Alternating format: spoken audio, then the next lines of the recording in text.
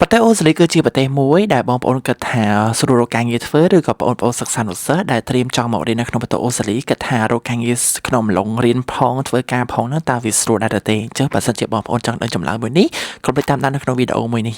អញ្ចឹងជម្រាបសួរពុកម៉ែបងប្អូននៅក្នុងបណ្ដាញសង្គម Facebook និង YouTube ទាំងអស់ជួបជាមួយខ្ញុំបាទមេងហើយវីដេអូនេះក៏ជាវីដេអូមួយដែលខ្ញុំបានរៀបរាប់ច្រើនមកដែរហើយចំពោះការមកធ្វើការនិងការមករៀននៅក្នុងប្រទេសអូស្ត្រាលីគឺការដាក់ពាក្យគឺអាស្រ័យទៅលើធនធានឬក៏អាស្រ័យទៅលើការប្រឡងយកបន្ទុកគេហៅថា IELTS PTE ហើយនិង orientation ផ្សេងៗហ្នឹងអាហ្នឹងអាស្រ័យទៅលើបងប្អូនឬក៏បងដែលត្រៀមចង់មករៀននៅក្នុងប្រទេសអូស្ត្រាលីនិងការហ្វឹកហាត់នៅគេហៅថា English practice ហ្នឹងណាបងប្អូនអាហ្នឹងក៏ជាកត្តាសំខាន់ដែរហើយចំពោះការរកការងារធ្វើក្នុងអំឡុងពេលមករៀនផងធ្វើការផងហ្នឹងអាហ្នឹងខ្ញុំអាស្រ័យទៅលើបុគ្គលមួយហើយប្រទេសអូស្ត្រាលីគឺត្រូវការ experience និងបទពិសោធន៍បើសិនជាបងប្អូនមានបទពិសោធន៍ពីប្រទេសណាមិនដឹងពីស្រុកខ្មែរណាមិនដឹងខ្ញុំអត់ដឹងសំខាន់ឲ្យតែយើងមានបទពិសោធន៍ក្នុងខ្លួននិងការដាក់ឲ្យគេហៅថា CV ឬក៏ resume ហើយអាហ្នឹងក៏វាជាបទពិសោធន៍មួយក៏ល្អផងដែរក្នុងការ apply អាហ្នឹងក៏ជាជំរើសមួយដែលគេមើលឃើញនៅក្នុង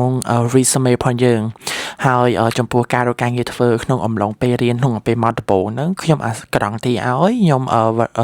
ក្រង់ទីឲ្យថាចាប់ពេល2ខែទៅ1ខែអាហ្នឹងបើសិនជាបងប្អូនគិតថារកស្រួលរកឬក៏ពិបាករកតែចំពោះខ្ញុំគឺ2ខែទៅ3ខែទៅខ្ញុំអាចរកការងារធ្វើបានហើយបើសិនជាប្រទេសអូស្ត្រាលីគឺជាប្រទេសមួយដែលអាចថាជាប្រទេសមួយដែលអាចស៊ីខ្សែដែរតែស៊ីខ្សែហ្នឹងគឺគេស៊ីខ្សែទៅលើមនុស្សដែរបើសិនជាមនុស្សនៅមាន experience ហើយមានបទពិសោធន៍ខ្ពស់ហើយមានគេថា flexible ក្នុងការ working អាហ្នឹងក៏វាជាជំរើសល្អក្នុងការដែលគេនាំយើងចូល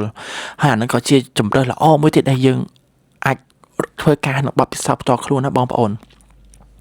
ហើយចំពោះបងប្អូនឬក៏បងដែលគាត់ថាមកប្រទេសអូស្ត្រាលីគឺរកការងារធ្វើលក្ខណៈចំការក្នុងការបេះផ្លែឈើការ pruning អីផ្សេងទៅហើយចំពោះ pruning មួយគឺ pruning ក្បាលជាពីរគឺ pruning លក្ខណៈម៉ៅហើយនិង pruning លក្ខណៈម៉ោងហើយក្នុងវីដេអូមុនខ្ញុំក៏បានថតនៅចំការទៅបែបបញ្ជូបងប្អូនគេថាខ្ញុំកុហកវាមិនដែរក្នុងខែភ្លៀងនឹងរោគមួយថ្ងៃបានប៉ុណ្ណេះគឺអាស្រ័យទៅលើបងប្អូនដែរអានឹងក៏ខ្ញុំអត់កុហកដែរព្រោះអានឹងជាបទពិសោធន៍ខ្ញុំផ្ទាល់ហើយក៏ខ្ញុំមានអំណាចហើយក៏ខ្ញុំមានផុសតាំងឲ្យត្រឹមត្រូវអញ្ចឹងទៅអានឹងខ្ញុំអត់ប្រកែក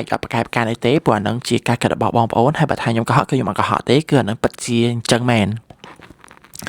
ហើយខ្ញុំគិតថាការងារនៅក្នុងប្រទេសអូស្ត្រាលីគឺវាពិបាករកបន្តិចក្នុងអំឡុងពេលឆ្នាំ2026នេះបើសិនជា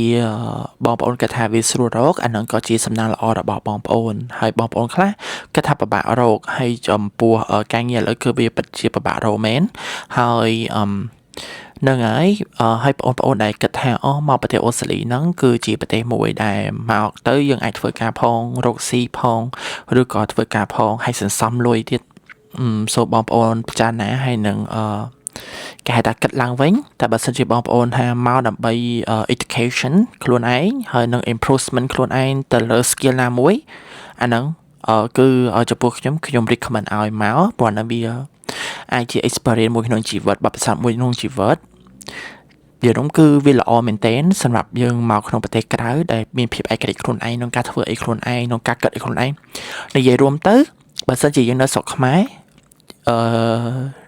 you all look like a baby but when you come here abroad you have to grow up more អានឹងជាអ្វីដែលខ្ញុំនិយាយគឺបើសិនជាយើងនៅជាមួយម៉ែឪយើងមានអារម្មណ៍ថាយើងដូចជាកូនក្មេងមួយអញ្ចឹងដែរគ្រប់គ្រងដូចយើងធ្លាប់សុំលុយម៉ែឪយើងអីអញ្ចឹងទៅធ្លាប់ទៅណាយើងមិនចាំខ្វល់រឿងបាយទឹកអីស្រាប់ពេលយើងមកនេះទៅជា